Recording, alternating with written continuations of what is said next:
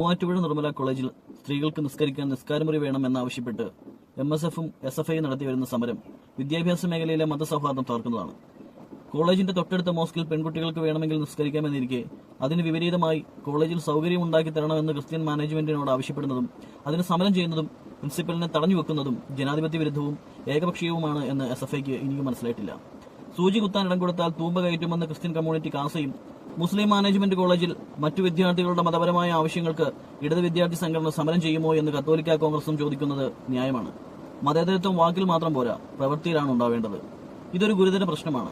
PC ജോർജും അൽമായ forum secretary Tony ചിറ്റിലപ്പള്ളിയും ഹിന്ദു ഐക്യവേദി സംസ്ഥാന നേതാവ് RV ബാബുവും സംഭവത്തിൽ പ്രതിഷേധിച്ച് രംഗത്തെത്തിയെങ്കിലും ക്രിസ്ത്യൻ ന്യൂനപക്ഷ വിഭാഗത്തിന്റെ ആശങ്ക കണ്ടില്ലെന്ന് നടിക്കുകയാണ് സംസ്ഥാനത്തെ കോൺഗ്രസ് നേതൃത്വവും സംസ്ഥാന സർക്കാരും.